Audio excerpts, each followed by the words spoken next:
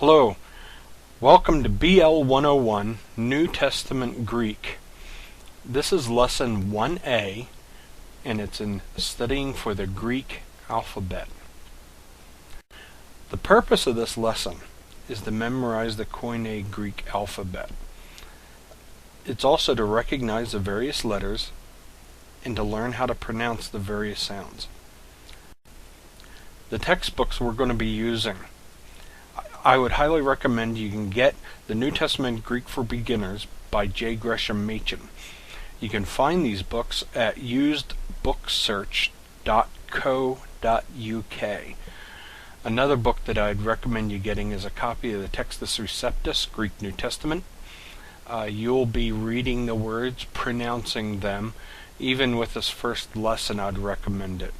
When I was a Greek student, I opened up the Gospel of John and I highlighted every single word in the first chapter that I could read by itself without any type of help of a lexicon or a friend. By the time I got done my first semester in Greek, the first page was pretty much filled.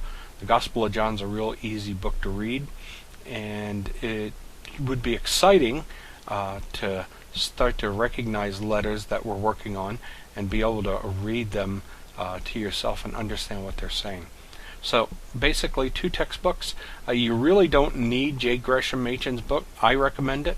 I've taught out of this book for several years, and I've learned my Greek from it as well. It's an excellent textbook.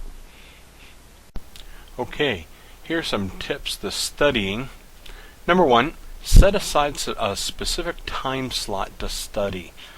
This will help you mentally prepare yourself, clear your mind, so you can focus on the material that you're going to be studying with.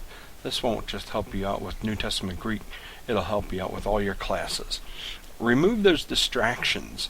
I personally cannot study very well in a cluttered room.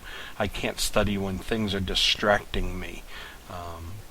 So try to remove as many distractions as possible from where you're studying. Flashcards. Flashcards are my best buddy. You might not have 2 or 3 hours to study something right now, but you have 2-minute blocks, 3-minute blocks in between projects that you're working on throughout the day. Flashcard's going to be your best friend. Take a 3x5 card, cut them into 4 equal pieces, pop some holes on the side, and you can go to your campus bookstore, or you can go to Office Max or Office Depot and pick up rings that you can attach your flashcards to. Stick them in your pocket whenever you have a free time.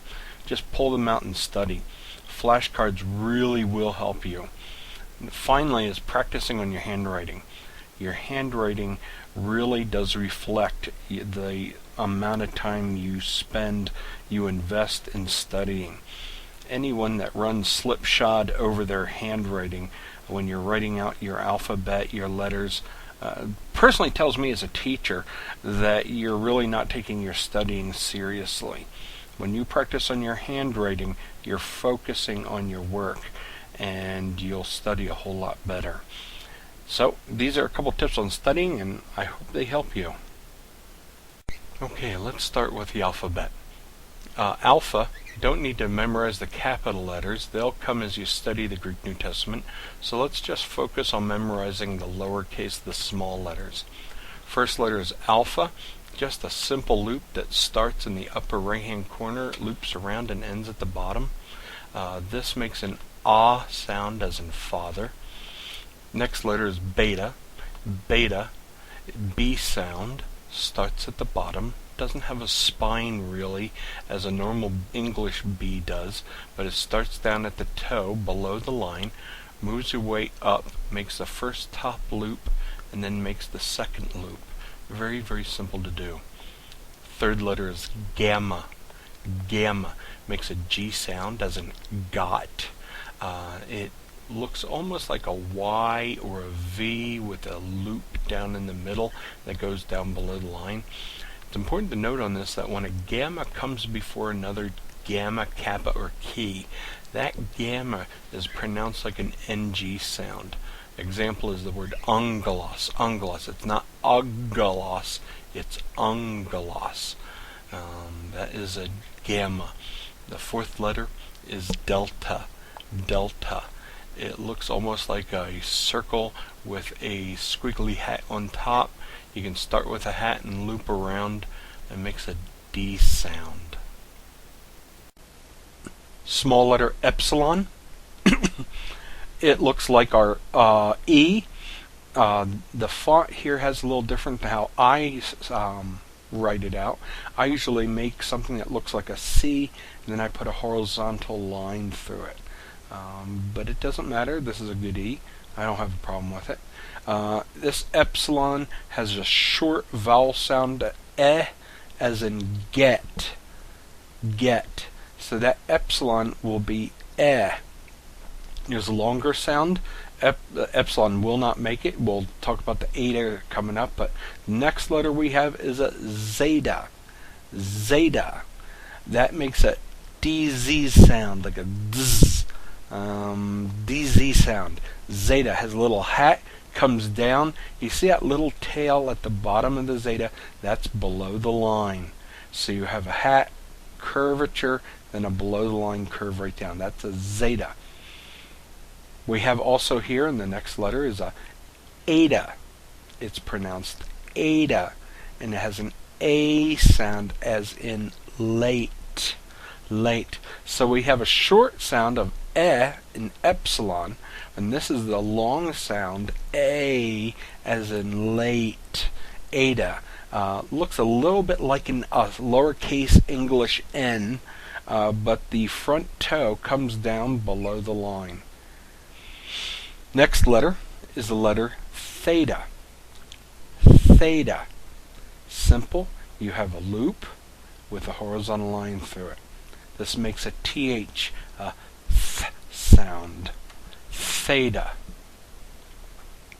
The next four letters we're going to deal with are iota, kappa, lambda, and mu. Iota, or pronounced iota, I've heard it both ways, is capital letters like a capital I. The small letter looks like a small I, but keep in mind there is no dot above a iota. That's a problem that I had as a first-year Greek student. I kept wanting to put a dot to dot my iota, and my professor kept saying, please, Mr. Hall, do not dot your iotas. So keep that in mind when you work with the iota. Kappa looks like a small K. I view it as almost like a V with a small foot to the right below it. The left side I come straight down, then I go diagonally to the right, and then I have a small foot. Lambda is a long arm with a small foot to the left. And then mu, you might recognize mu as a symbol for micro in mathematics, in science, in electronics. And just remember, when you make your mu, you want to have that foot to the left side extend down below the line. Next letter is nu. Nu. The way I make it is basically a V like a kappa without that toe at the bottom. I come straight down and then diagonally to the right. The next letter we have here is a X. X is not common in the English language, so it takes a little bit of practice. It looks like a zeta, but it has a middle twist to it. If you see here, you have a little hat, you have your first curve, your second curve, and that third curve that goes in the opposite direction, that goes below the line.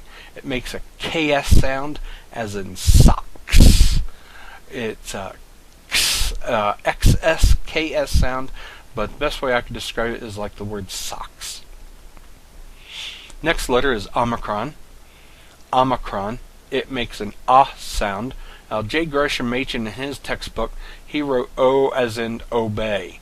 Well, I don't know what he was thinking, but it's more along the line of an opposite, a short sound. Obey would be more along the line of an omega, which we'll deal with the last letter in the alphabet. So J. Gresham, I love you dearly, but you're wrong on that. I'm going to just disagree with them. Next letter is the word pi. pi. In math, this would be 3.14. But in Greek, it's the P sound. P. I usually make a vertical line, and I make right next to it another vertical line with a tiny toe, and then a hat across the top.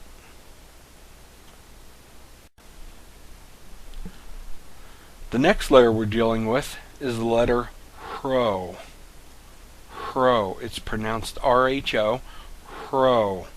And it has an R sound, except when it's in the beginning of a word. When you find a Hro in the beginning of a word, it has an RH sound. You'll notice in the footnote there a little tiny breather mark at the top. That is a rough breather mark. You'll learn the difference between rough breather marks and smooth breather marks. But it's always with a rough breather mark in the beginning of a word, and it's pronounced hra, like a breathy R. When it's inside the word, it does not have that breathiness. It has a regular R sound. Next letter is sigma. We have two types of sigma in the Greek alphabet. One is a standard sigma, and it looks like an O with a hat. If you take a look there, that's found when it's inside the middle of a word. I should have given you an example here, or I didn't, but we'll talk about those examples and we'll see them in the future. But when it's in the word, the beginning of a word, or in the middle of the word, it's a standard sigma.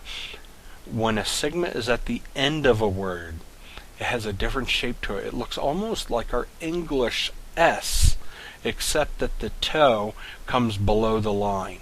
So it would be almost like a C with a toe that curls back underneath the line. That's what we refer to as a final sigma. Both make an S sound, but the sigma is written at the end of the word, elsewhere it's S. Next letter we have to deal with is tau. Tau, it makes a T sound. It looks like a simple T. I usually put a toe at the end with a hat across the middle.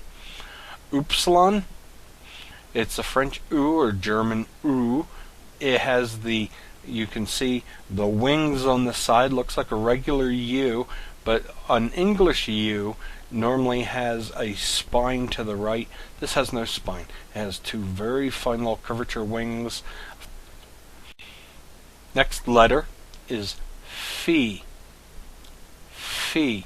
It's where we get our F sound, or more preferably a PH sound. Simple, it's a circle with a vertical line through the middle.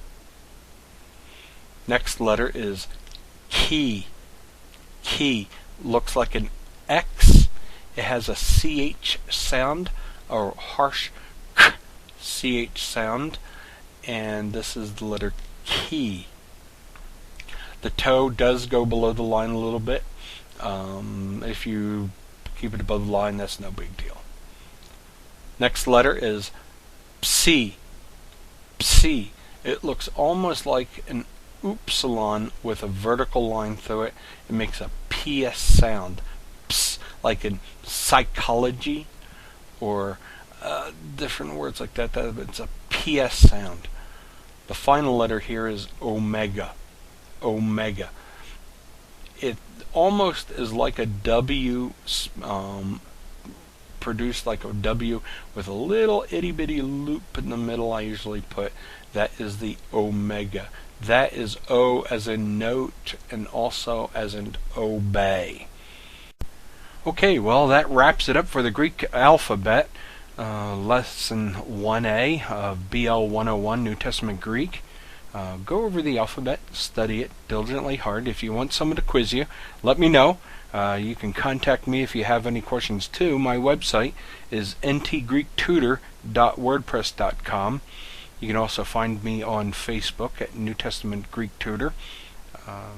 Contact me if you have any questions, any comments. I'd love to hear from you. My main goal is to serve you and to help you learn New Testament Greek. I appreciate the time, and take care.